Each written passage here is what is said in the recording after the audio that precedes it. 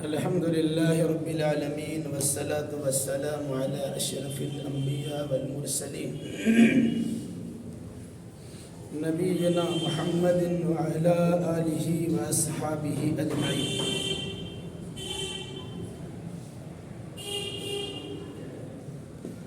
باب ما يكره من قيل وقال.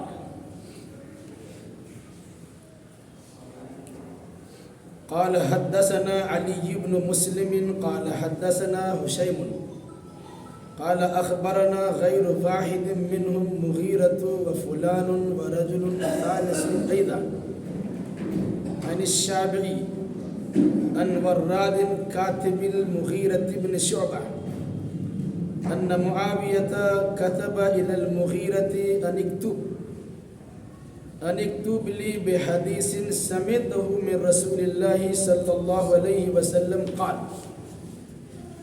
فكتب إليه المغيرة إني سمعته يقول عند انصرافه من الصلاة لا إله إلا الله وحده لا شريك له له الملك وله الحمد وهو على كل شيء قدير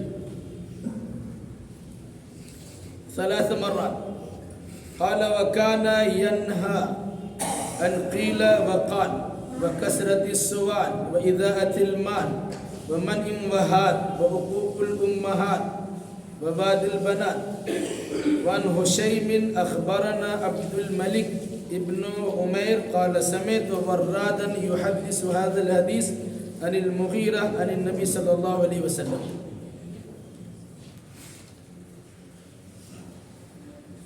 بخاری شریف کی کتاب الرقاق کا یہ 20واں سبق ہے، 20واں درس ہے، اور کتاب کے اعتبار سے 22واں باب ہے. انشاءاللہ الرحمن آج کے اس درس میں 22ویں باب سے متعلق چند باتیں آپ کے سامنے آئیں گی. انہوں نے باب لگایا ہے، عنوان رکھا ہے باب ما یکرہ من قیل و قال. بے فائدہ کی چیز مکروہ ہے. اس چیز کا بیان کہ بے فائدہ کی بات کرنا مکروہ ہے. شریعت میں جب مکروہ کا لفظ بولا جاتا ہے تو عام طور سے لوگ سمجھتے ہیں کہ حرام سے کم درجہ ہے، لیکن قرآن و حدیث میں اکثر و بیشتر جگہ پر مکروہ کا لفظ حرام کے لیے استعمال ہوتا ہے. چنانچہ سورہ بنی اسرائیل میں چند گناہوں کا تذکرہ کیا گیا جو کبیرہ گناہ ہے، اور اس کے بعد فرمایا عند ربہ مکروہا کان سیئہ عند ربہ مکروہا. یہ اللہ کے نزدیک بڑی ناپسندیدہ بات ہے، یعنی حرام. اس میں قتل اولاد بھی ہے، زناکاری و بدکاری بھی ہے، اور اس طرح کی دوسری حرکتوں کا تذکرہ کیا گیا. اس کے بعد قرآن نے کہا کہ اللہ تبارک و تعالیٰ کے نزدیک سخت ناپسندیدہ چیز ہے. کہیں کہ مکروہ کے بارے میں ناپسندیدہ چیز کا مطلب ہوتا ہے کہ اچھی چیز نہیں کرنا چاہیے، لیکن قرآن میں جب عام طور سے یا حدیث میں عام طور سے لفظ مکروہ استعمال ہو اس کا مطلب حرامی ہوتا ہے. بے فائدہ کی بات کرنا حرام ہے، اس کا تذکرہ. قیل قال سے مراد کیا ہے؟ اگر مگر چونکہ لیکن یہ ہوا وہ ہوا، اس نے کہا کیا کہا، کس نے کہا، کیسا کہا، یہ اس قسم کی باتوں میں پڑھتا ہے. اس کو قیل و قال کہا جاتا ہے. عربی میں قیل مطلب کہا گیا، قال مطلب کہا.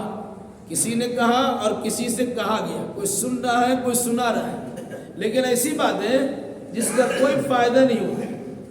بسا اوقات وہ باتیں گناہ پر مبنی ہوتی ہیں، غیبت پر، چغلی پر اور اس قسم کی غلط حرکتوں پر مبنی وہ باتیں ہوتی ہیں. نتیجے کے طور پر انسان بے فائدہ چیز کے چکر میں پڑ کر گناہوں کو بٹورتا ہے اور اپنے نام اعمال کو گناہوں سے سیاہ کرا لیتا ہے. امام بخاری رحمۃ اللہ علیہ نے کتاب الرقاق میں یہ باب قائم کر کے بے فائدہ بات چیت کرنے سے منع کیا گیا. اب دیکھتے ہوں گے بہت ساری جگہ پر بہت ساری باتیں ہوتی ہیں. اگر سیاسی دنگل چل رہا ہو، ہار جیت کسی کی ہوگی، عام طور سے انسان بیٹھے ہوئے زبردست گفتگو کرتے ہیں جس کا کوئی فائدہ نہیں ہے. کرکٹ یا کوئی کھیل کا میدان گرم ہو، اس سلسلے میں انسان بات اس طرح کرتے ہیں جیسے لگتا ہے کہ یہی کھیل رہے ہیں اور انہی کے ہاتھ میں ہار جیت ہے. یا اس کے علاوہ کسی اور کے اس متعلق کسی قسم کی کوئی بات سن لی گئی تو بڑی چاہت سے اس بات کو سنا بھی جاتا ہے اور سنایا بھی جاتا ہے، جس سے اس کا آپ کا کوئی فائدہ نہیں ہے، بلکہ آپ کے نام اعمال سیاہ بھی ہوتے ہیں. اور جس کی آپ نے غیبت کی ہے، چغلی لگائی ہے، الزام تراشی کی ہے، بہتان بازی کی ہے، اس کا تو گناہ کٹ جا رہا ہے. آپ نے کسی کو برا بھلا کہا اور اس کی برائی کو اجاگر کیا، اس کا تو گناہ کٹ رہا ہے لیکن آپ کا گناہ چڑھ رہا ہے. یہ تو بے فائدہ کی چیز ہے. تو ایسی بے فائدہ کی چیزوں سے منع کرنے کا بیان، اس سلسلے میں حدیثیں کیا ہے؟ وہ حدیث کیا ہے؟ ایک لمبی حدیث ہے. امام بخاری رحمۃ اللہ علیہ کو استاد کا نام ہے علی ابن مسلم. ان کے استاد کا نام ہے حسین. یہ کہتے ہیں کہ ہم کو 3 لوگوں نے یہ حدیث بیان کی، یعنی حضرت حسین نے اپنے 3 استادوں سے یہ بات نقل کی. ایک استاد کا نام ہے مغیرہ، ایک استاد کا نام ہے فلاں کہہ کے بیان کیا، نام ہے مجالد بن سعید، اور تیسرے استاد کے بارے میں کہا رجل ثالث، کوئی تیسرا آدمی، نام تو نہیں لیا لیکن دوسری سندوں میں اس کا نام موجود ہے، وہ داؤد بن ابی ہند ہے. گویا مغیرہ، مجالد بن سعید، داؤد بن ابی ہند، یہ 3 استاد ہیں حضرت حسین کے. انہوں نے یعنی حضرت حسین نے اپنے 3 استاد سے یہ حدیث سنی. ان شابعی، ان کے تینوں استاد کہتے ہیں کہ ہمارے استاد شابعی نے بیان کیا. شین عین با، شابعی نے بیان کیا. امام شافعی الگ ہے، یہ شابعی نے بیان کیا. وہ بیان کرتے ہیں حضرت وراد سے. وراد ایک تابعی ہے جنہوں نے اللہ کے نبی صلی اللہ علیہ وسلم کے صحابی کو دیکھا ہے. یہ مغیرہ بن شعبہ صحابی ہے، ان کے کاتب، ان کے سیکریٹری یا ان کی باتوں کو لکھا کرتے تھے. تو وراد کاتب المغیرہ بن شعبہ، ان تینوں استاد نے شابی سے سنا اور شابی وراد سے سنے. وراد حضرت مغیرہ بن شعبہ جو صحابی ہے، ان کے کاتب ہیں، وہ کہتے ہیں کہ ان معاویہ کتب الی المغیرہ.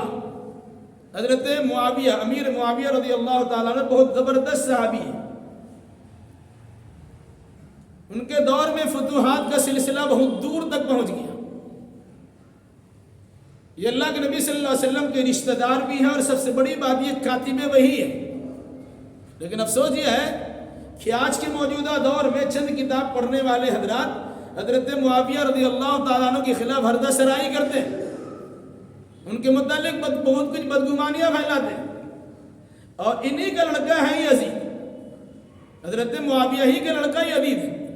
تو بیٹے کی وجہ سے باپ کو برا بھلا کہتے ہیں، اور باپ کے ساتھ ساتھ دادا کو برا بھلا کہتے ہیں. حضرت ابو سفیان، یہ الگ سی بات ہے کہ اللہ کے نبی صلی اللہ علیہ وسلم کے بڑے مخالف تھے، لیکن فتح مکہ کے موقع پر وہ اسلام لے آئے تھے. اور اسلام جب لے آئے تو اچھا اسلام ان کا رہا. اسلام لانے سے ان کی ساری خطائیں مٹ گئی. اللہ تو گناہ معاف کر دیا لیکن بندہ معاف کرنے کے لیے تیار نہیں ہے. کہتے ہیں کہ یہ لوگ تو ڈر سے اسلام قبول کر لیے تھے، اور انہی کا بیٹا حضرت امیر معاویہ ہے، انہوں نے حکمرانی کرنے کے لیے سارا کام کیا تھا. پھر انہی کا بیٹا یزید ہے، باپ دادا کے نقش قدم پر چلتے الٹا سیدھا کرنا شروع کر دیا. اس طرح سے بدگمانی پھیلا دی. یاد رکھیے گا کہ حضرت ابو سفیان بھی اور حضرت امیر معاویہ بھی، یہ دونوں باپ بیٹے صحابی ہیں اور اچھے صحابی ہیں. اللہ نے ان کے اسلام کو قبول کیا ہے اور پھر ان کے ذریعے سے بڑے بڑے کارنامے بھی انجام پذیر ہوئے. حضرت امیر معاویہ کی حدیث رسول سے دلچسپی کا اندازہ لگائیے. امام بخاری رحمۃ اللہ علیہ نے حضرت امیر معاویہ کی حدیث سے کتنی الفت و محبت ہے اس سلسلے میں یہ حدیث نقل کی ہے. فرمایا ان معاویہ کتب الی المغیرہ، حضرت معاویہ نے مغیرہ بن شعبہ کے پاس خط لکھا. کیا لکھا؟ انکتب الی بحدیث سمعتہ من رسول اللہ صلی اللہ علیہ وسلم، میرے پاس کوئی ایسی حدیث لکھ کے بھیجو جس حدیث کو تم نے براہ راست اللہ کے نبی صلی اللہ علیہ وسلم سے سنا. بھائی کسی دوسری صحابی سنا آپ نے بیان کر دیا، نہیں، جس حدیث کو براہ راست آپ نے اللہ کے نبی صلی اللہ علیہ وسلم سے سنا ہے وہ حدیث ہم کو لکھ کے بھیجو. اس اندازہ ہوتا ہے کہ رسول اکرم صلی اللہ علیہ وسلم کے صحابہ کے درمیان حدیثوں کے لکھنے کا رواج تھا. اس سے اندازہ ہوتا ہے جو راوی حدیث ہوتے ہیں ان کے پاس وہ چیزیں لکھی ہوئی بھی ہوتی تھی، اور بڑے صحابی بھی چھوٹے صحابی سے کہا کرتے تھے وہ حدیث لکھ کے ہمارے پاس بھیجو. اس کا مطلب یہ ہوگا کہ حدیث لکھنے لکھانے کا رواج تھا، ایک دوسرے کے پاس حدیث پہنچانے کا بھی رواج تھا. لیکن عام طور سے انسان جو انکار حدیث کرتا ہے وہ اس قسم کی بدگمانی پھیلاتا ہے کہ حدیث تو 250 سال کے بعد لکھی گئی ہے، اس پر ہم کیسے وشواس کر لیں گے. جبکہ امیر معاویہ رضی اللہ تعالیٰ عنہ صحابی رسول ہے، وہ دوسرے صحابی رسول سے کہتے ہیں جو حدیث آپ نے خود اللہ کے نبی صلی اللہ علیہ وسلم سے سنی ہے وہ حدیث لکھ کے بھیجیے. اب اگر کوئی انسان حدیث سنتا تو اس کی فضیلت کیا ہے؟ حدیث یاد کر لیجئے. نصر اللہ امرأ سمع حدیثا، اللہ تعالیٰ ایسے انسان کو تر و تازہ رکھے جس نے اللہ کے نبی صلی اللہ علیہ وسلم کی ایک حدیث کو سنا اور اسے یاد رکھا اور ہو بہو اسی حدیث کو دوسروں تک پہنچا دیا. کیا فرمایا؟ نظر اللہ، اللہ اسے ہرا بھرا رکھے، پھلتا پھولتا رکھے، سرسبز شاداب رکھے، یعنی خوش و خرم رکھے. تو جس انسان کو اللہ کے رسول خوش و خرم رہنے کی دعا دے، آپ کی بد دعا کیا اثر پڑے گا؟ جس انسان کو اللہ کے نبی صلی اللہ علیہ وسلم یہ کہ تم تر و تازہ رہو گے، آپ اس کی مخالفت کر کے کیا بگاڑ لیں گے؟ یہی وجہ ہے کہ محدثین کی شان میں گستاخیاں بڑی ہوئی ہیں. اور حد تو یہ ہے کہ امام بخاری رحمۃ اللہ علیہ امیر المومنین فی الحدیث ہے، سارے محدثین کے سردار و سربراہ ہے، لیکن وہ بھی اپنے ہم زمانے اپنے زمانے کے علماء سے محفوظ نہیں رہ سکے. اب آپ تو چھوڑ دیجیے، علماء بھی انسان ہوتے ہیں، ان کے اندر بھی رقابت ہوتی ہے، جب کلش ہوتی ہے، آپس میں مقابلہ آرائی ہوتی ہے، وہ آگے کیوں بڑھ جائے گی؟ تو امام بخاری رحمۃ اللہ علیہ جیسی شخصیت کو لوگوں نے نہیں چھوڑا، اور اس زمانے کے عالموں نے اور محدثوں نے بھی امام بخاری کی مخالفت کی، انہیں کٹارہ میں کھڑا کر دیا، ان کا امتحان لیا. یہ باتیں الٹی سیدھی کرتے ہیں، لیکن اللہ تبارک و تعالیٰ ان کی ایسی ذہنیت دی تھی، ایسا دماغ دیا تھا، 100 حدیث کو لوگوں نے الٹی سیدھی سند کے ساتھ پیش کیا، اور امام بخاری نے ساری حدیث کو ایک ساتھ سنا، اور پھر اس کے بعد کہا تم نے یہ حدیث بیان کی، وہاں گھوٹالہ کیا ہے، تم نے یہ حدیث بیان کی، وہاں اس کو دوسرے کو ملا دیا. یہ اللہ تبارک و تعالیٰ کی جس کو کہتے ہیں گاڈ گفٹڈ ہے، یہ اللہ کی جانب سے ذہن کا عطیہ تھا کہ جس کا مقابلہ کوئی دوسرا انسان امام بخاری کر نہیں سکا. یہی وجہ ہے کہ پورے دنیا میں قرآن کے بعد جو سب سے زیادہ صحیح حدیث مانی جاتی ہے وہ امام بخاری رحمۃ اللہ علیہ کے تیار کردہ صحیح بخاری مانی جاتی ہے. یہ بہت بڑی بات ہے. تو امام بخاری رحمۃ اللہ علیہ کا بھی مقابلہ ہوا، کن لوگوں نے کیا؟ اس زمانے کے عالموں نے بھی کیا. کیا ان کا کچھ کر لیے؟ جن لوگوں نے مخالفت کی ان کا پردہ تو فاش ہو ہی گیا، وہ دنیا والوں کے سامنے ذلیل و خوار ہو گئے. یہ الگ سی بات ہے کہ بڑے عالم تھے، لیکن اپنے سے بڑے عالم جو صحیح پر تھے، جنہوں نے صحیح حدیث رسول بیان کی ہے، ان کی مخالفت کا خمیازہ انہیں کو بھوگنا پڑا. اللہ کے نبی صلی اللہ علیہ وسلم کی حدیث بیان کرنے والے حضرت امام بخاری کو کچھ نقصان نہیں. ہاں وقتی طور سے تکلیف ہوتی ہے، تو انسان ہونے کے ناطے کسی کی تکلیف دہانی سے یا ایذا رسانی سے تکلیف پہنچتی ہے، لیکن اس پر اللہ تبارک و تعالیٰ بہتر بدلہ بھی دیتا ہے. تو امام بخاری رحمۃ اللہ نقل کیا کہ حضرت معاویہ رضی اللہ تعالیٰ عنہ نے حضرت مغیرہ سے کہا کہ حدیث لکھو، وہ حدیث جو تم نے خود اللہ کے نبی صلی اللہ علیہ وسلم سے سنی ہو. انہوں نے ایک حدیث لکھی، حدیث کے کچھ الفاظ ہیں آگے بار ہے. قال فكتب الیہ المغیرۃ، راوی حدیث کہتے ہیں کہ حضرت مغیرہ نے خط لکھا، یہ حدیث لکھ کر کے حضرت امیر معاویہ کی طرف بھیجوا دیا. کیا حدیث تھی؟ انی سمعتہ، میں نے اس حدیث کو خود سنا ہے. کس سے؟ ان یقول عند انصرافہ من الصلاۃ، اللہ کے نبی صلی اللہ علیہ وسلم جب نماز سے فارغ ہوتے تھے تو جہاں بہت سے ذکر و اذکار کرتے تھے انہی میں سے یہ الفاظ بھی اللہ کے نبی صلی اللہ علیہ وسلم کی زبان فیض ترجمان سے میں نے سنا ہے. گویا یہ حدیث اللہ کے نبی صلی اللہ علیہ وسلم نے سوانائی بیان کی اور میں نے مسجد نبوی میں اللہ کے نبی صلی اللہ علیہ وسلم کے پیچھے نماز پڑھ کر آپ کی زبان سے میں نے یہ حدیث سنی ہے. حضرت امیر معاویہ نے کہا تھا وہ حدیث بیان کرنا جو حدیث تم نے سنی. اس کا مطلب یہ ہے کہ حدیث سے متعلق تحقیق بھی چلتی تھی. اب دوسرے کی سنی سنائی سنا دیجیے گا وہ حدیث مانی جائے گی, لیکن میں یہ چاہتا ہوں کہ آپ اللہ کے نبی صلی اللہ علیہ وسلم سے براہ راست ڈائریکٹ وہ حدیث سن کر میں بیان کیجیے. انہوں نے لکھا کیا حدیث ہے؟ انی سمعتہ, میں نے آپ کو کہتے ہوئے سنا ہے. کب؟ اندن صرافہ من الصلاۃ, جب آپ نماز سے فارغ ہوتے تھے, سلام پھیرا, فارغ ہوئے, کیا پڑھا؟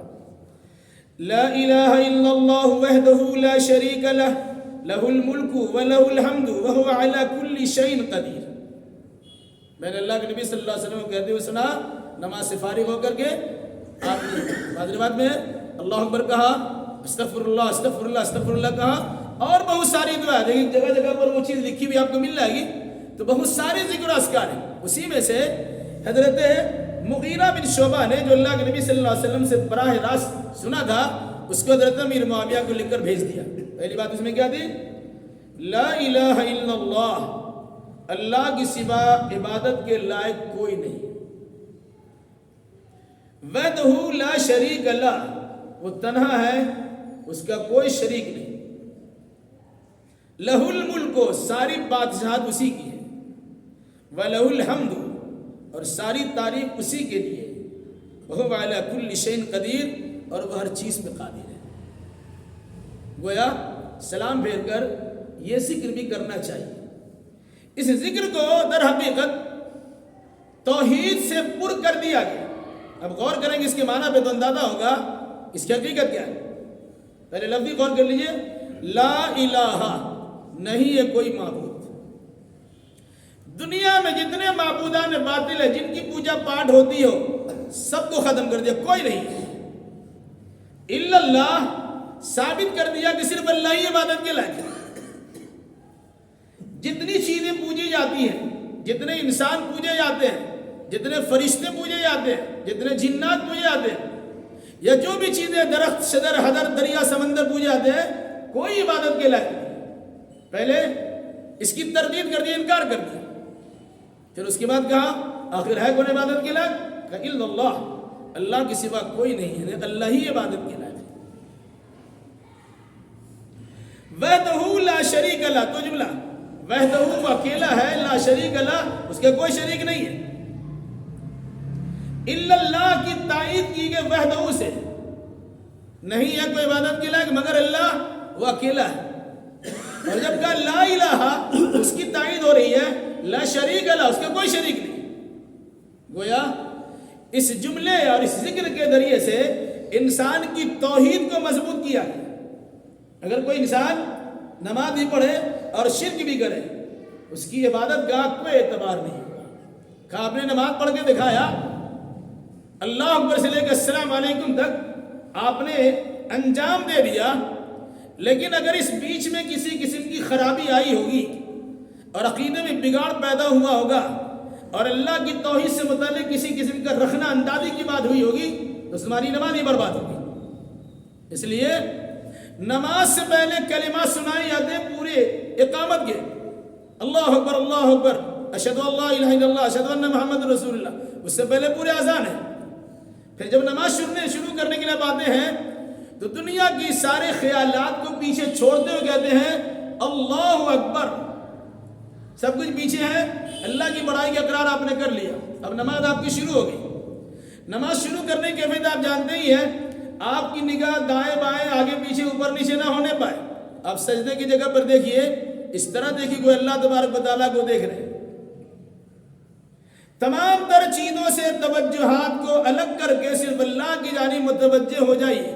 اس لیے بعض روایت میں ہے کہ دعائے سلام یہ بھی اللہ کے نبی صلی اللہ علیہ وسلم کبھی پڑھتے تھے, انی وجہت وجہی للذی فطر السماوات والارض حنیفا وما انا من المشرکین. زمین و آسمان کے پیدا کرنے والے اللہ کی طرف میں نے متوجہ کر لیا اپنے آپ کو اور تمام لوگوں سے رشتہ ناطہ توڑ دیا ہے اور میں اللہ کے ساتھ کسی کو شریک کرنے والا نہیں. گویا نماز کے پڑھنے سے پہلے اپنے ایمان و عقیدے کی تجدید آپ کرتے ہیں, نیا بناتے ہیں, اس کے اندر کی خرابی کو دور کرتے ہیں. تو لا الہ الا اللہ وحدہ لا شریک لہ, نہیں ہے کوئی معبود مگر وہی اللہ, وہ اکیلا ہے, اس کا کوئی شریک نہیں. لہ الملک, آسمان و زمین میں جو ملکیت ہے وہ سب کے سب اسی اللہ کی ہے. اللہ کے ساتھ شرک کر کے کہاں جاؤ؟ جب اللہ تبارک و تعالیٰ پکڑنا چاہے گا, آسمان سے کوئی عذاب کا ٹکڑا برسانا چاہے گا اور زمین کو کھود کر یا اس کے اندر گڑھا پیدا کر کے تمہیں اس کے اندر دھسانا چاہے گا, کون بچائے گا؟ کسی جانب سے اللہ تبارک و تعالیٰ ہوا کا جھونکا بھیج دے, کسی جانب سے مکان کا کوئی حصہ گرا دے, یا کسی قسم کوئی بات ہے تو اللہ تبارک و تعالیٰ کی پکڑ سے بچ کہاں سکو گے؟ کہا لہ الملک, بادشاہ تو اسی کی ہے. اس کے علاوہ کیا فرمایا؟ وَلَهُ الْحَمْدُ, نعمت کے ملنے پر شکریہ ادا ہوتا ہے کہ اللہ کا شکر, یہ نعمت اللہ نے دی ہے. اور ساری کائنات کو جو بنا دیا اس پر اللہ تبارک و تعالیٰ کی تعریف ہے. یعنی سارا شکر اور ساری تعریف اللہ ہی کے لیے. کتنا عقیدہ مضبوط کرائے گیا. اس کے بعد کیا فرمایا؟ وَهُوَ عَلَى كُلِّ شَيْءٍ قَدِيرٌ, اللہ ہر چیز پر قادر ہے. اس کے بعد کیا ہے؟ 3 مرات, 3 بار یہ پڑھے. دوسری بات میں ہے کہ اس لفظ کو, اس جملے کو مغرب میں اور فجر میں 10 بار پڑھے. لا الہ الا اللہ وحدہ لا شریک لہ لہ الملک ولہ الحمد وهو على كل شيء قدیر. مغرب کی نماز کے بعد 10 بار پڑھے اور فجر کی نماز کے بعد 10 بار پڑھے. پھر اس ذکر کی جو فضیلت ہے, تو فضیلت یاد کر لیجئے کہ رسول اکرم صلی اللہ علیہ وسلم نے فرمایا جو انسان اس ذکر کو دن میں 100 مرتبہ پڑھتا ہے, وہ چاہے ایک ساتھ 100 مرتبہ پڑھے یا وقفہ سے 100 مرتبہ پڑھے, تو جو انسان اس ذکر کو, لا الہ الا اللہ والے ذکر کو دن میں 100 مرتبہ پڑھتا ہے, وہ انسان 10 غلام آزاد کرتا ہے. 10 غلام آزاد کرتا ہے. ایک غلام آزاد کرنے کے نتیجے میں انسان کو جنت مل جاتی ہے. 10 غلام آزاد کرے گا, 10 نیکی, 10 گنا جنت کا حصہ اس کو مل جائے گا. ایک تو یہ ہوا سوال. دوسرا, ایسے انسان کے گناہ معاف بھی کر دیے جاتے ہیں اور ایسے انسان کے درجات کو بڑھایا بھی جاتا ہے. اور اگر اللہ تبارک و تعالیٰ دینے پہ چاہے تو 10 گنا بھی ہوتا ہے اور 700 گنا بھی ہوتا ہے.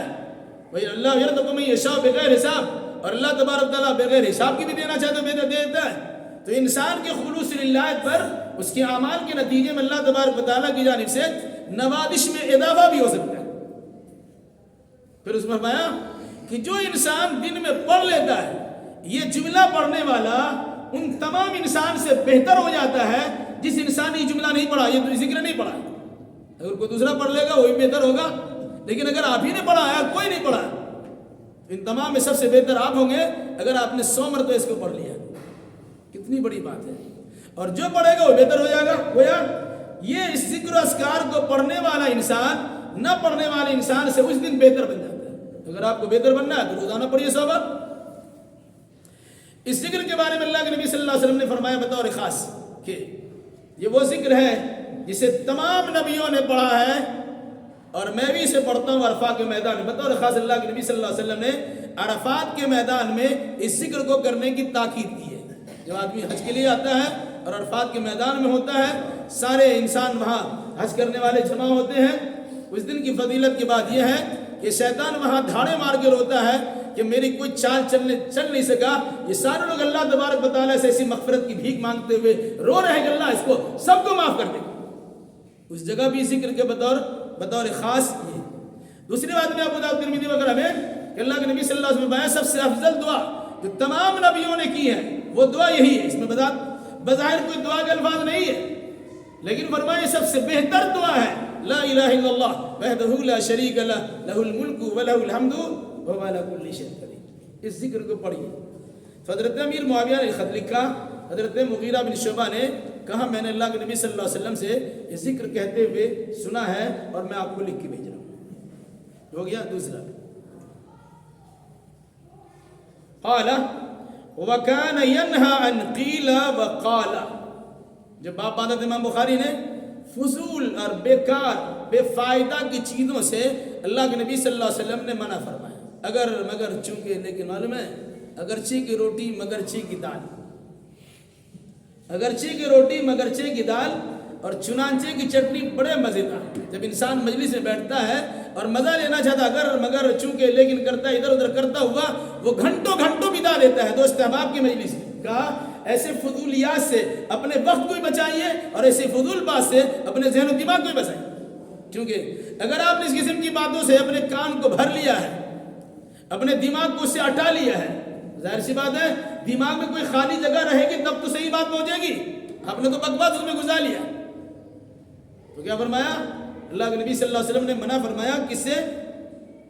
کان ینہا عن قیل وقال، قیل قال سے، اگر مگر چونکہ لیکن سے اللہ کے نبی صلی اللہ علیہ وسلم نے بے فائدے کی بات چیت کرنے سے منع فرما دیا. وکثرت السؤال، زیادہ سوال کرنے سے منع فرمایا.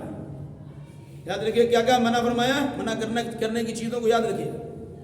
وکثرت السؤال، زیادہ پوچھ تاچھ کرنے سے منع کیا. اس کی دو مفہوم علماء نے بیان کیا. ایک تو یہ ہے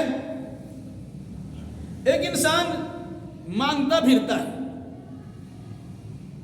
جس کو مانگنے کی عادت ہوتی ہے وہ مانگتا ہی رہتا ہے، اپنی ضرورت پوری ہونے کے باوجود مانگتا ہے. بہت سے لوگ مانگ مانگ کے بلڈنگ بنا لیتے ہیں.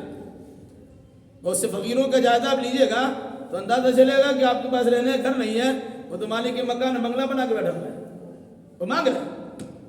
بظاہر ان کو مانگنا اچھا لگتا ہے، لیکن اس مانگنے کے نتیجے میں جو ذلت آتی ہے، جو فقیری آتی ہے، جو محتاجی آتی ہے، اسے سکون نہیں ملتا. اتنا بڑا محل بنانے کے بعد بھی وہ نالی کنارے ہی بیٹھتا ہے. اس سے بڑی ذلت و خواری کیا جیت ہے؟ جب اللہ نے آپ کو دے دیا، محلات بنا دیا، آرام سے رہیے. آپ کو محلات میں سکون اچھے نصیب نہیں ہوتا، اب وہاں سے نکلتے ہیں اور نالی کنارے پہ بدبو سونگتے ہوئے لوگوں سے مانگتے بھی رہتے ہیں، گر گراتے بھی رہتے ہیں. کبھی گالی گلوچ بھی سنتے ہیں، کبھی کسی کی لات بھی لگ جاتی ہے، کبھی کسی کی بات بھی سننا پڑتا ہے وغیرہ. کیا فرمایا؟ کثرت سوال سے، زیادہ مانگ چانگ کرنے سے منع فرمایا. آپ کو مانگنا ہے، واقعی ضرورت مند ہے. اس سے پہلے کیا حدیث آپ کے سامنے آ چکی ہے کہ صحابہ کو جب بھوک بھی لگتی تھی، حضرت ابو ہریرہ کی وہ روایت آپ کے سامنے ہے، بڑی بھوک لگی ہے، کھانے پینے کا کچھ نہیں ہے، آپ نے کسی سے ڈائریکٹ نہیں کہا مجھے کھانا کھلائیے، ایک آیت کا مطلب پوچھا حضرت ابو بکر صدیق سے، ذرا اس کا مطلب بتا دیجیے. وہ سیدھا سیدھی گزر گئے. مطلب یہ ہے. اس کے بعد وہی بات حضرت صدیق فاروق اعظم سے پوچھی. حضرت فاروق اعظم نے کہا کہ ٹھیک ہے، اس کا مطلب یہ ہے. وہ خیال نہیں کر سکے مطلب پوچھنے کا مقصد کیا تھا. پھر اللہ کے نبی صلی اللہ علیہ وسلم کو آپ نے سے پوچھا، حضرت ابو ہریرہ نے آپ سے پوچھ دیا یا رسول اللہ اس آیت کا مطلب بتا دیا. انہوں نے کہا چلو میرے گھر. وہ گھر لے کے چلے گئے. گھر لے کے گیا تو معلوم پڑا کہ وہاں دودھ میں کٹورا میں دودھ رکھا ہوا ہے. مجھے کہاں سے آیا؟ اللہ کسی نے دیا ہے. ابو ہریرہ سے کہا سنو، اصحاب الصفہ میں جتنے لوگ موجود ہیں سب کو بلا کے لے آؤ. یہ تو بتا رہے کہ میری پریشانی بڑھ گئی. ایک تو چھوٹا سا کٹورا میں دودھ ہے اور سب لوگ کم سے کم 70-75 لوگ اور 400 کے قریب لوگ رہتے ہیں، گھٹتے بڑھتے رہتے ہیں ان کی تعداد. ہم سب کو بلا کے لائیں گے پیے گی. پھر اللہ کے نبی صلی اللہ علیہ وسلم کیا پلایا گیا، سب کو بٹھایا گیا. ابو ہریرہ پلایا، سب پی لیے تو اللہ کے نبی نے کہا کہ تم پیو. کئی بار کا پیو، اتنا پیا کہ وہ مست ہو گئے. پھر اس کے بعد اللہ کے نبی صلی اللہ علیہ وسلم نے اسی کٹورے میں منہ لگا کے پیا. اگر بھوک لگتی تھی سخت بھوک کے عالم میں، بظاہر نے کہا مجھے بھوک لگی کھانا کھلا. کیا کہا؟ اس آیت کا مطلب بتا دیا. تو صحابہ اس طرح کی زندگی گزار رہے تھے. اس لیے آپ نے کیا فرمایا؟ وکثرت السؤال، زیادہ مانگ چانگ کرنے سے اللہ کے نبی صلی اللہ علیہ وسلم نے منع فرمایا. ایک تو یہ. دوسری حدیث ہے کہ جو انسان اگر کسی سے مانگتا ہے بلا ضرورت، اس کو ضرورت نہیں ہے لیکن مانگتا پھرتا ہے، کل قیامت میں اس طرح آئے گا کہ لوہے کے سلاخوں سے اس کے چہرے کے سارے گوشت اور چمڑیاں نکال کے پھینک دی گئی ہوگی اور سمجھ لیں کہ ان کا چہرہ بالکل پھنجرا بنا ہوا ہے. جو ہڈیاں ہیں ہڈیاں باقی رہ گئی. یہ ہے مانگنے والوں کی عادت اور مانگنے والوں کی خرابی. تو اللہ کے نبی صلی اللہ علیہ وسلم نے بار بار کثرت سوال کرنے سے منع کیا. ایک تو یہ ہے. دوسرا مفہوم کیا ہے؟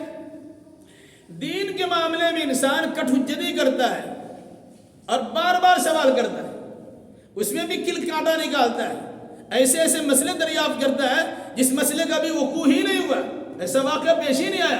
اگر ایسا ہوگا تو کیا ہوگا, پھر ایسا ہوگا تو کیا ہوگا, پھر ایسا ہوگا تو کیا ہوگا. ان فقہائے کرام نے بعد اس سلسلے میں جو فقہی میں مشگافیاں کی ہے, اب کئی صفحات دیکھی, ایک ایک حدیث کی روشنی میں, سوال کی روشنی میں کئی صفحات انہوں نے سیاہ کر دی ہے. ایسے واقعات پیش بھی آئیں گی نہیں کہ اللہ کو معلوم. تو کہا اس طرح کثرت سوال. بہت سے لوگ عمل کرنا کچھ نہیں, سوال سمجھ بتائیے نا, بتا دیا. کچھ دن بعد گھر وہی پوچھتا ہے, اللہ کے بندہ عمل تو کرو. ایسے لوگ بے انتہا بھی ہیں جن کا کام کیا پوچھنا اور پریشان کرنا, کبھی عالموں کے علم کا جائزہ لینا, کبھی دیکھتے کتنا پانی میں ہے, کبھی دیکھتے کیا صحیح بتا, اس دن بتا وہی بتا رہے کہ دوسرا بتا رہا ہے. اس طرح سے امتحان بھی لیتے. یاد رکھیے گا, اگر کوئی انسان کسی عالم کی خدمت میں آ کر اس طرح سے مسئلے مسائل دریافت کرتے ہو تو وہ انسان بھی اللہ تبارک و تعالیٰ کے عذاب سے دوچار ہو سکتا ہے اور اللہ کی رحمتوں سے محروم ہو سکتا ہے. اس نے کہا کثرت سوال سے منع کیا گیا اور فرمایا کس نے کثرت سوال کا نتیجہ کیا ہے جانتے ہو؟ آپ نے فرمایا زیادہ سوال کیا مت کرو, کیونکہ تم سے پہلے والے لوگ زیادہ سوال کرنے کے نتیجے میں گمراہ ہو گئے. اور خاص طور سے بنی اسرائیل کی تاریخ دہرا دیا. کہاں ہے گائے ذبح کرو, ایک آدمی مر گیا, اب مرنے والے جو مر گیا اس کے قاتل کی خبر لگانا ہے. موسیٰ علیہ السلام سے بنی اسرائیل نے کہا, بنی اسرائیل کے کہنے پر اللہ کے نبی موسیٰ علیہ السلام نے اللہ سے کہا کہ اللہ کوئی حل بتائیے. کہا ٹھیک ہے کہو, ایک گائے ذبح کر رہے. کہا گائے ذبح کرنا اللہ کہتا ہے. بنی اسرائیل نے کیا کہا, اعوذ باللہ ان تکون من الجاہلین. یہ تو جاہلوں کا کام اس قسم کا. ایک تو مرا ہمارا آدمی چلا گیا, پھر گائے ذبح کرتے, جانور بھی چلا جائے گا, مذاق کرتے ہیں. اتتخذون ہزوا, مذاق کرتے ہیں. تو حضرت موسیٰ نے کہا اعوذ باللہ, اللہ کی پناہ, میں مذاق نہیں کرتا, یہ اللہ تبارک و تعالیٰ کا حکم آیا. اب سوالات کیسے گائے ہو, بچڑی ہو, کھیت جوتنے والی ہو, داغ دھبا ہو کہ نہیں ہو, بڑھیا ہو کہ باچھی ہو, تندرست و توانا ہو, اس کا رنگ کیسا ہو. سورہ بقرہ میں شروع مادہ پیش کے اندر آپ کو مل جائے گا. پھر اس کے بعد اتنے سوالات کی تو پھنس گئے, جتنے سوالات کتنے پھنستے چلے گئے. ایسا جانور یا ایسی گائے تلاش کری ملی کہ جس کو سونا یا چاندی کے وزن دے کر خریدنا پڑا. ایک وہی اسی انداز کی وہ گائے ملی اور کہا اسی کو تم کو ذبح کرنا ہے. اتنی قیمت ادا کی گئی, پھر اسے خریدا گیا. قرآن کہتا ہے فذبحوہ وما کادوا, ان لوگوں نے ذبح تو کیا ہے لیکن ذبح کرنا نہیں چاہ رہے تھے, مگر چونکہ مسئلہ میں حل معلوم کرنا تھا, اس کے حصے سے مردہ کے جسم کو ٹچ کیا گیا, وہ زندہ ہو گیا اور کہا فلاں نے مجھے ذبح کر دیا ہے, اور پھر مر گیا. ایک طریقہ اللہ کے نبی کا تھا موسیٰ علیہ السلام کے سامنے. ہم لوگ ایسا نہیں کر سکتے کہ ہم بھی کسی کو مار دیں اور کہیں گے اس طرح زندہ ہو جائے گا. وہ اللہ کے نبی موسیٰ علیہ السلام نے اللہ سے کہا, اللہ نے ان کو راستہ بتا دیا. 12 تو وہاں بھی سوالات کیے گئے. ایسا ہو کھیت جوتنے والی ہو, داغ دھبا والی ہو, بچیا ہو, بڑھیا ہو کہ جوان ہو, اس کا رنگ کیسا ہو, فاق اللون تسر الناظرین وغیرہ وغیرہ. تو کہا کثرت سوال کے نتیجے میں انسان پھنس گیا. آپ سے کہا کہ ایسا کام کر لو, کر لیا آپ نے, وہ زیادہ نہیں کھود کیا, اب زیادہ پھنسے گے نہیں. جتنا کھود کرد کیجیے گا اتنا پھنستے چلے جائیے گا. اس لیے کثرت سوال سے منع کیا. دونوں ہو گیا, دنیاوی چیز کے مانگ چانگ میں کثرت کرنے سے منع, اور دینی مسائل میں الجھ کر کے خواہ مخواہ کے مسائل نکالنے سے منع. وَإِذَاعَةِ الْمَالِ, اللہ کے نبی نے منع فرمایا کسے, مال کے ضائع کرنے سے. مال ضائع کس طرح ہوتا ہے؟ صحابہ کی زندگی کو دیکھ, اس سے پہلے آ چکا ہے, مہینہ مہینہ چولہا نہیں جلتا تھا. 2 کالی چیزوں پہ زندگی گزرتی تھی, پانی اور کھجور پر. اگر ایک وقت میں روٹی کھا لیا تو دوسرے وقت میں روٹی کا نام و نشان بھی نہیں تھا. 3 چاند نکل آتا, چولہا نہیں جلتا تھا. اللہ کہ کہیں سے گوشت آ گیا تو پکا لیا, کہیں سے دودھ آ گیا تو پی لیا. سب حدیثیں آپ کے سامنے اسی باب میں, یعنی اسی کتاب الرقاق میں گزر چکی. حال ہمارا کیا ہے, ذات المال, مال کے ضائع کرنے سے منع کیا گیا. آپ مال کماتے ہیں کیسے, اس سے پہلے بات آ چکی ہے. کہ قیامت میں مال سے متعلق دو سوال، آپ نے مال کہاں سے کمایا اور آپ نے مال کہاں خرچ کیا۔ آپ نے بڑی محنت و مشقت سے مال کمایا، لیکن خرچ کیا کس طرح؟ جیسے چاہ ویسے خرچ کر دیا۔ پھر وہاں دو لفظ ہیں، ایک ہے اسراف اور ایک ہے تبذیر۔ فضول خرچی کرنا، اس کی دو صورت ہے۔ واللہ لا يحب المسرفین، اسراف کرنے والے کو اللہ پسند نہیں کرتا ہے۔ دوسرا کہا ان المبذرین کانوا اخوان الشیاطین، اور فضول خرچی کرنے والا شیطان کا بھائی ہے۔ ہم اردو میں دونوں کے لیے الفاظ استعمال کر دیتے ہیں، فضول خرچی، لیکن فضول خرچی کیا ہے؟ جائز چیز میں ضرورت سے زیادہ اگر آپ نے خرچ کیا، جائز چیز میں ضرورت سے زیادہ خرچ کیا، یہ ہے اسراف۔ واللہ لا يحب المسرفین، اور اسراف کرنے والے کو اللہ پسند نہیں کرتا، یہ بھی فضول خرچی۔ ایک سالن سے کام چل جاتا ہے، دو سالن کی ضرورت نہیں ہے۔ جہاں شادی بیاہ دیکھ لیجئے، کتنے قسم کے آئٹمس ہوتے ہیں، نہیں کریں گے تو شکایت ہو جائے گی، یہ فضول خرچی ہے۔ تو جائز چیز میں ضرورت سے زیادہ خرچ کرنے کا نام اسراف ہے، اور ناجائز چیز میں ایک پیسہ بھی خرچ کر دیا، اس کا نام فضول خرچی ہے، اس کو تبذیر کہتے ہیں۔ گناہ کے کام میں اگر ایک پیسہ بھی آپ نے لگا دیا تو وہ گناہ کا کام کا آپ نے سپورٹ کیا ہے، نتیجے کے طور پر اب شیطان کے بھائی بن جائیں گے۔ کیوں؟ وَلَا تُبَذِّرْ تَبْذِيرًا إِنَّ الْمُبَذِّرِينَ كَانُوا إِخْوَانَ الشَّيَاطِينَ، فضول خرچی مت کرو، فضول خرچی کرنے والا شیطان کا بھائی ہوتا ہے۔ وَكَانَ الشَّيْطَانُ لِلرَّحْمَنِ كَفُورًا، اور شیطان رب کا بڑا نافرمان ہے، رحمان کا نافرمان۔ تو جائز چیز میں ضرورت سے زیادہ خرچ کر دینا یہ اسراف ہے، یہ بھی منع ہے۔ ناجائز چیز میں ایک پیسہ بھی خرچ کر دینا یہ فضول خرچی ہے، تبذیر ہے، یہ بھی منع ہے۔ فضول خرچی تبذیر کی شکل میں زیادہ گناہ کا باعث ہے، اسراف بھی گناہ ہے لیکن اس سے کم ہے۔ منع فرمایا، کیا فرمایا؟ وَإِذَاعَةِ الْمَالِ، اللہ کے نبی صلی اللہ علیہ وسلم نے مال کے ضائع کرنے سے منع فرمایا۔ اب غور کیجئے کتنا ہم ضائع کرتے ہیں۔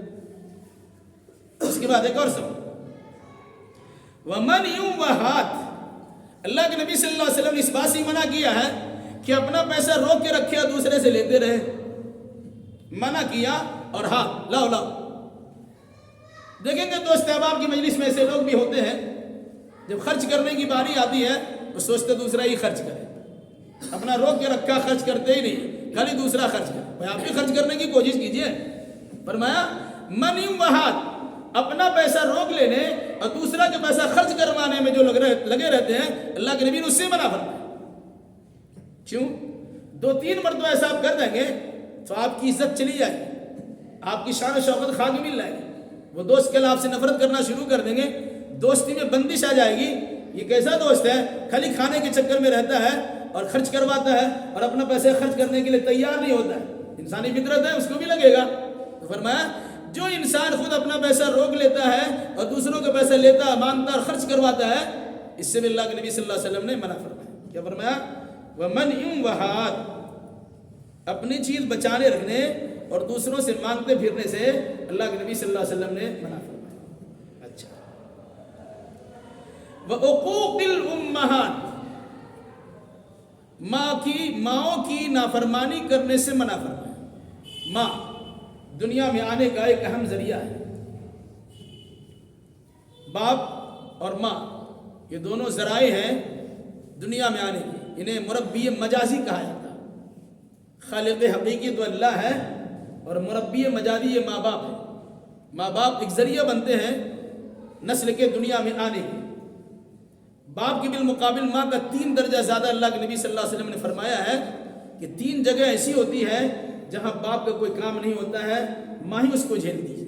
اس لیے ایک صحابی نے جب کہا یا رسول اللہ میرے حسن سلوک کے سب سے زیادہ مستحق کون ہے؟ آپ نے فرمایا تمہاری ماں۔ پھر فرمایا تمہارے ہمارے حسن سلوک کرنے کے زیادہ مستحق کون ہے؟ کہا تمہاری ماں۔ پھر فرمایا کون ہے؟ کہا تمہاری ماں۔ پھر فرمایا کون ہے؟ وہ صحابی کو باپ کے بارے میں پوچھنا چاہ رہے تھے، تو 3 مرتبہ کے بعد اللہ کے نبی فرمایا تمہارا باپ، چوتھا بار کا تمہارا باپ. اس کا مطلب کیا ہے کہ 3 درجہ اس معاملے میں تمہارے باپ کے مقابلے میں ماں کا زیادہ ہے. باپ تو باہر رہتے ہیں، وہ سارا کام کچھ کر سکتے ہیں. ماں تمہارے گھر میں رہتی ہے، ان کے بہت سارے مسائل رہتے ہیں، ان کے ساتھ اس نے سلوک کرنا. 3 مرتبہ فرمایا کہ تمہارے باپ سے بھی زیادہ ان کا درجہ ہے. کتنی معمولی بات لوگ سمجھتے ہیں، اگر اہم سوچیں گے اس کو اس انداز سے آپ جان سکتے ہیں. کیا فرمایا؟ وَلَا تَقُلْ لَهُمَا أُفٍّ وَلَا تَنْهَرْهُمَا وَقُلْ لَهُمَا قَوْلًا كَرِيمًا وَاخْفِضْ لَهُمَا جَنَاحَ الذُّلِّ مِنَ الرَّحْمَةِ وَقُلْ رَبِّ ارْحَمْهُمَا كَمَا رَبَّيَانِي صَغِيرًا. اور یہ بنی اسرائیل تو پتہ چلے گا کہ ماں باپ کے ساتھ اچھا سلوک کیسے کرنا چاہیے. وہ انسان روتے ہیں جن کے ماں باپ دنیا سے چلے جاتے ہیں. بد نصیب ہے وہ لوگ جن کے ماں باپ موجود ہیں یا دونوں میں سے کوئی موجود ہے اور اس کی خدمت کرنے کی اسے توفیق نہیں ملتی ہے. بڑے بد نصیب لوگ ہیں. ایسے انسان کی بد نصیبی اور حرمان نصیب کا یہ عالم ہے کہ ایسے انسان کو کلمہ تک نصیب نہیں ہو سکتا ہے. ایسے انسان اللہ کے عذاب سے 2 4 بھی ہو سکتا ہے. یہ الگ سی بات ہے کہ کسی کے کہنے کے نتیجے میں کبھی کبھی ایسا ہوتا ہے انسان اپنے ماں باپ کو لات مارتا ہے اور اپنا گھر آباد کرتا ہے. ماں باپ کی نافرمانی سے اور بطور خاص ماں کی نافرمانی سے اللہ کے نبی صلی اللہ علیہ وسلم نے منع فرمایا. وَلَا تَقُلْ لَهُمَا اف مت کہو. اس سے پہلے میں ایک بات بتا چکا ہوں. امام راضی رحمۃ اللہ نے اس کی تفسیر میں لکھا ہے اگر کسی کے ماں باپ بستر پر غلادت و گندگی کر دے اور اس کا بچہ بچی گھر کے لوگ ناک پہ کپڑا باندھ کے اس کی گندگی کو صاف کرے، یہ بھی اف میں شامل ہے. بھائی تمہاری ماں نے تمہارے پیخانے کو صاف کرتے ہوئے اس وقت اس میں زیادہ بدبو آ کرتی تھی تو کبھی ایسی حرکت تو نہیں کی. تم نے اس کے کھانے پیشاب کر دیا، اس کو بھی انہوں نے کھا لیا. اس کے بستر کو تم نے گندا کر دیا، اس بستر میں وہ ریڈی رہی. تم نے پیشاب پخانہ کرنے کے نتیجے میں پورا بستر کو بھی گیلا کر دیا، لیکن وہ اس پوری گیلے بستر میں سو جاتی ہے اور اپنے سینے پہ تمہیں سلا کے رکھتی ہے. اس ماں کے ساتھ تمہارا ایسا برتاؤ ہے. کیا فرمایا؟ ماں کی نافرمانی کرنے سے اللہ کے نبی صلی اللہ علیہ وسلم نے منع فرمایا. اس لیے ماں باپ کی نافرمانی کرنے سے بچا جائے. ماں باپ دونوں ہیں، دونوں کی تعظیم و تکریم کیجیے. دونوں میں سے کوئی ایک ہی ہو، بطور خاص بڑھاپے کی زندگی میں ہو، ان کا خصوصی احترام کیجیے. ورنہ وہ نعمت جب چلی جاتی ہے تو اندازہ لگتا ہے گھر سناٹا ہو گیا اور برکتوں کے نزول کا سلسلہ منقطع ہو گیا. جس کو احساس ہوتا ہے وہ اس چیز کو سمجھتا ہے. اگر کسی کے اندر غیرت مر چکی ہے اور احساس مردہ ہو چکا ہے اس کو کچھ سمجھ بھی نہیں آتا ہے. اللہ تعالیٰ اس احساس کو جگائے رکھے. اور اخیر میں فرمایا وَوَادِلْ بَنَا. اللہ کے نبی صلی اللہ علیہ وسلم نے بچیوں کو زندہ دفن کرنے سے منع فرمایا. اس زمانے میں ایک رواج تھا. معلوم پڑا بچی پیدا ہو گئی، ایسا تو نہیں تھا کہ الٹرا ساؤنڈ کر کے معلوم کر لیا بچی ہے کیا ہوگا. نہیں، بچہ پیدا ہونے کا انتظار کرتے تھے. دیکھا لڑکا تو ٹھیک ہے، بڑی خوشی کا اظہار کیا، اور جب بچی پیدا ہو گئی تو منہ بن گیا، دھوئیں اڑنے لگے، ہوائیاں اڑ گئی، سیدھا چہرہ کالا پڑ گیا. لوگ کیا کہیں گے؟ بچی کا باپ ہے، اس کے اندر مردانی قوت نہیں ہے، یہ بچہ پیدا نہیں کر سکتا، بچی اس کی بیوی اس پر غالب ہے، وغیرہ وغیرہ بہت ساری باتیں ہوتی ہیں. کہا یا تو ذلت و خواری برداشت کرتے ہوئے اسے گوارا کر لیتا ہے، ہم یدسو فی التراب، یا پھر ذلت و خواری برداشت کرنے کا مادہ نہیں ہوتا تو مٹی میں دفن کر دیتا ہے. اس زمانے میں یہ حال تھا، لوگوں نے دفن بھی کیا ہے. قرآن کہتا ہے وَإِذَا الْمَوْءُودَةُ سُئِلَتْ بِأَيِّ ذَنبٍ قُتِلَتْ. سورۃ تکویر میں ہے جب زندہ درگور کی گئی بچی سے پوچھا جائے گا بھائی تمہارا کیا جرم تھا کہ تم دفن کر دی گئی، تو بتائے بچی کیا جواب دے گی؟ اس کو زبان دی جائے یہی میرا جرم تھا، اللہ تو نے بچی شکل مجھے پیدا کر دیا وغیرہ. آج کے موجودہ دور میں کیا ہے؟ یہ الگ سی بات ہے، گورنمنٹ کی طرف سے امتناعی حکم نافذ ہے، منع کر دیا گیا کہ کسی کو بتایا نہیں جا کہ بچی ہے کہ بچہ ہے، تاکہ اس کو گرانے اور سخت کرنے کا مسئلہ ہو جائے. منع کیا گیا، لیکن اس کے باوجود آج زوروں پہ یہ دھندا چل رہا ہے. تو اگر کوئی انسان یہ معلوم کر لیتا ہے کہ بچی ہے اور پیٹ کے اندر ہی اسے مارنے کی کوشش کرتا ہے، یاد رکھیے گا یہ بھی ہے وادل بنات، بچیوں کو زندہ درگور کر دینا. اس پر بھی گرفت ہو سکتی، اس پر بھی پوچھی جا سکتی. آج یہ صورتحال ہے. ایسے ایسے واقعات سننے کو ملتے ہیں. اگر 1 2 بچی پیدا ہو گئی، گھر چلی جانا، میرے گھر نہیں آ سکتے، وہیں سے واپس چلی جاؤ. بسا اوقات عورتیں اپنا گھر بسانے کے لیے دوسری عورت کو سیٹ کرتی ہے اور نرس وغیرہ کچھ پیسے دلا کر کے اپنے بچے کی تبدیلی کراتی ہے. وہ بچہ اس کا ہو نہ ہو اس کی پرورش کرتی ہے صرف اس لیے ان کا گھر بس جائے اور ظالم شوہر کے پاس اس کے یہ عزت و وقار بنا رہ جائے. یہ صورتحال بھی ہے. کیا فرمایا؟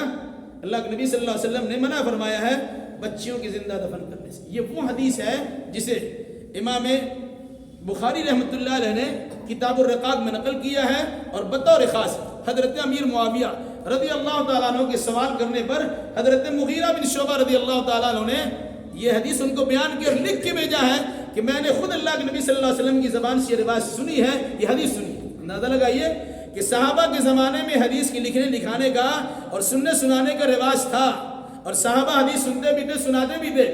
بڑے صحابی ہے, خلیفہ صحابی ہے, گورنر یا حاکم صحابی ہے حضرت امیر معاویہ, اپنے تو چھوٹے صحابی سے کہتے اگر آپ کے پاس اللہ کے نبی صلی اللہ علیہ وسلم کی زبان سے سنی کوئی حدیث ہے ہمیں بھیجیے, لکھ کے بھیجیے. ان کو حدیث سننے کی کیا ضرورت تھی بھائی, وہ تو خود صحابی ہیں. لیکن نہیں, یہ حدیث کی اہمیت کو سمجھنا اور اس کی فضیلت کو بیان کرنا اور حدیث سننے سنانے کے نتیجے میں تر و تازہ رہنا اور اللہ کے نبی صلی اللہ علیہ وسلم کی دعاؤں کے مستحق بننا, اس مناسبت سے ایسا کرتے ہیں. آج ہمارے پاس کیا ہے, اب حدیث سنائیں کو سننے کے لیے نہیں, کہانی لگا دیجیے, آپ قصہ لگا دیجیے, آرکیسٹرا کرا دیجیے, کوئی پروگرام کروا دیجیے, الٹی سیدھی حرکتیں کروا دیجیے, ناچ گانے کی محفلیں سجا دیجیے, قوالی کرا دیجیے, محفل سما لگا دیجیے اور اس قسم کی حرکتیں کروا دیجیے. بڑی بھیڑ ہوتی ہے لیکن حدیث سننے والے کتنے لوگ ہوتے ہیں؟ بہرحال یاد رکھیے گا, جو انسان حدیث سنتا ہے اسے یاد رکھتا ہے, ہو بہو سے دوسروں تک پہنچا بھی دیتا ہے. آپ نے کیا دعا دیا ہے؟